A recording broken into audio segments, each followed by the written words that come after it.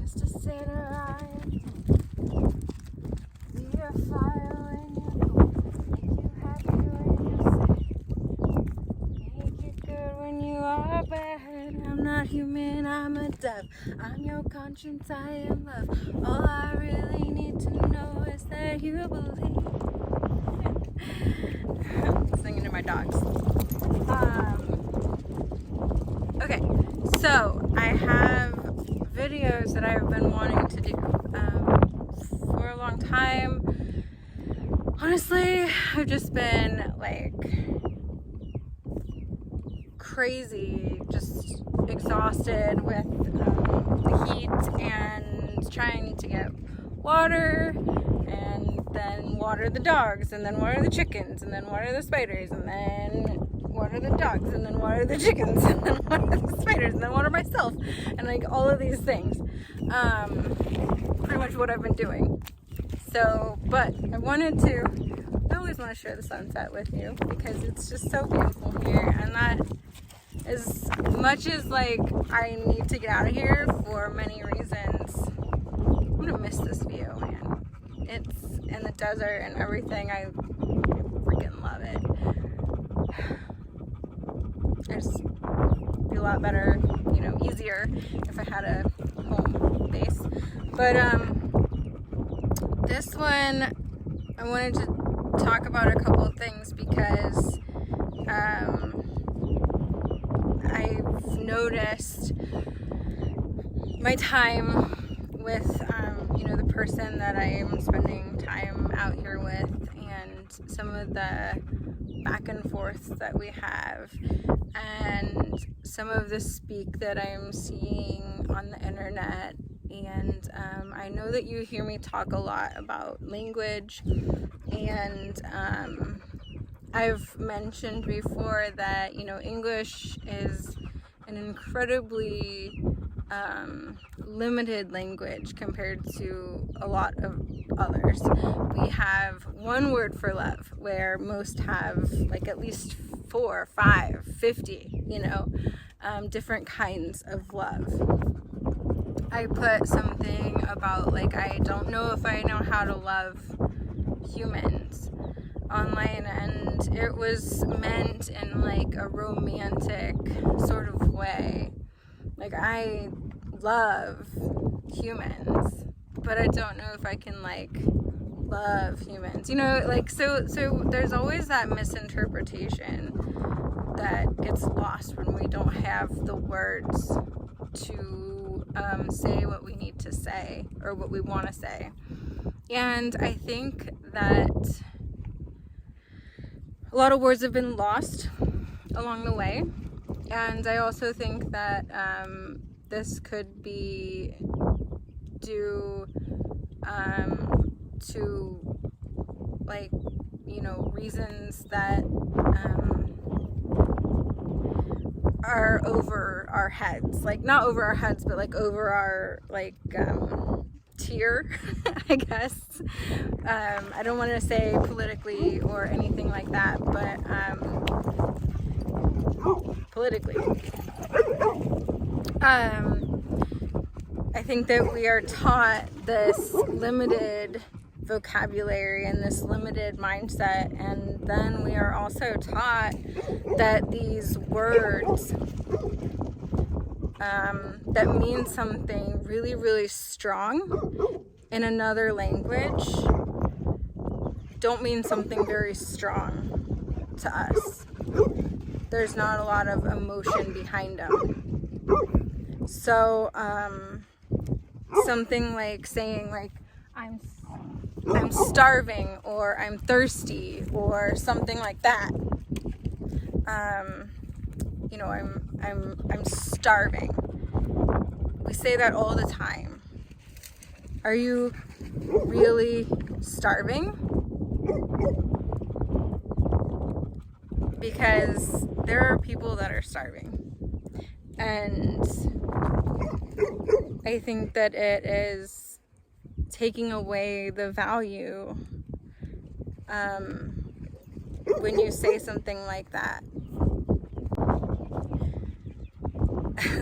And I think that we are supposed to minimize these things, you know, not take them as seriously as they are, like love, you know, for example, or starvation, or like dying of thirst. We say that all the time. Like, are we really dying of thirst? Do we really love? Like, do we know what that is? Because we only have this one word, and it minimizes what's going on on a different level, so that people don't have, you know, that sort of empathy. It would really go along with it if we were to really know starvation and dying of thirst, and you know, so it makes us numb to people suffering around us. It makes us numb to what's going on in other countries because of our food systems, just to name one. It makes us numb to each other because we don't know how to differentiate love of like an object and a person. Like, oh, I love my new iPhone X20. I also love this person. You know, I love my mom. So, what I'm getting at is that I think that we're also using the same kind of mentality and language with diagnoses and mental health. And for example, my caregiver, my puppy, she ran in, knocked hot coffee on him. He was in the doorway. She's blind, so she, just was jumping in the door and spilled hot coffee on him. And he didn't want her around him anymore. He's like, go away, go away. And what he said was, I don't want her around me right now. I have PTSD from what just happened. That is minimizing what PTSD is for other people.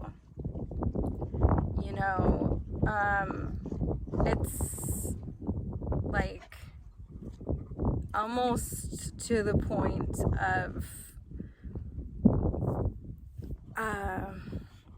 I don't know what I could compare this to, like racism maybe, or like something, discrimination.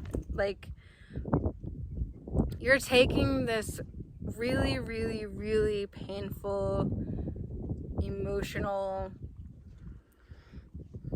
traumatizing experience that this person's brain is literally wired to repeat and be stuck in because there's not an end to it, and you're comparing it to a spilt hot coffee on you, like, but you'll get over it in 5 minutes and be fine.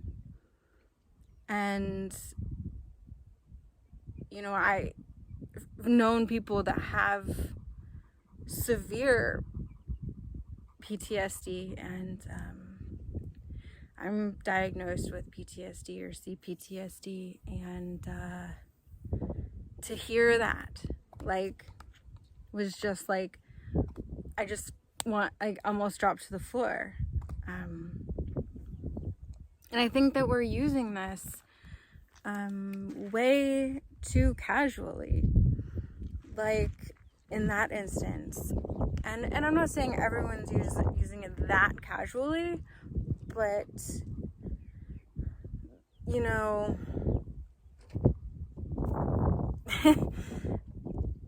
I know everyone experiences things different.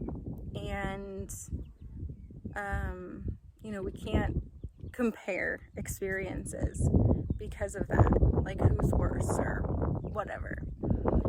But there's definitely a fine line, right, that you cross when you do have a traumatic experience that causes a disorder, because you're stuck in that cycle.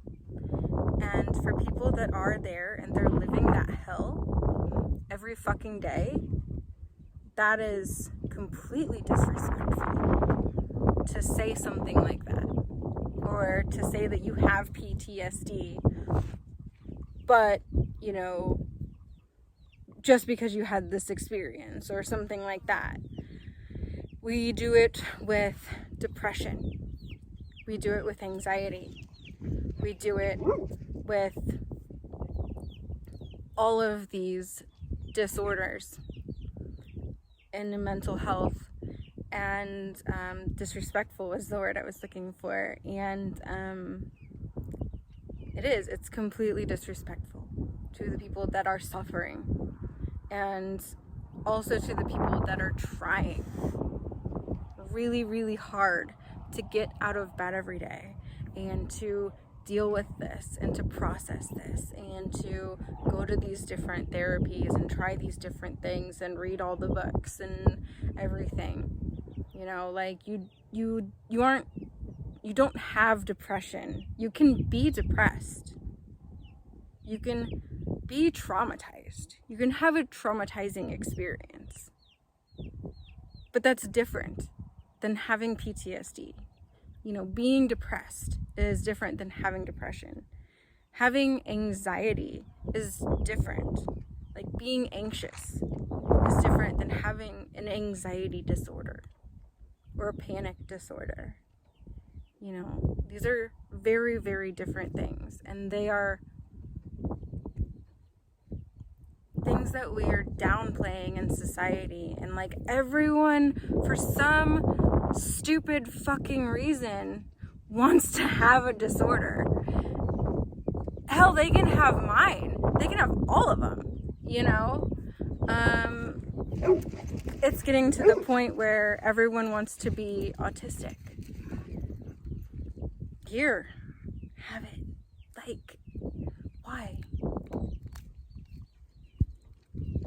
It doesn't make you unique or special or anything like that because you think that you have like a couple of these symptoms or something like that. Like, these are real struggles that people deal with on a daily basis. And I think that, yeah, as a society as a whole, yeah, we're traumatized. We have anxiety. We have depression. Like, we have these things. That's what's causing all of these diseases. Not necessarily disorders, but disease, like dis-ease, like sitting in our bodies, you know, like cancer and fibro and all of these things. But I just kind of wanted to vent about the use of language and being careful about that use of language, and how English, our language, you know, kind of prevents us from feeling. It's not a feeling language. It's a very mechanical based language, and that's how we have been hardwired to see the world. And we are learning very quickly that that is not how the world is. Yeah, I would die for you.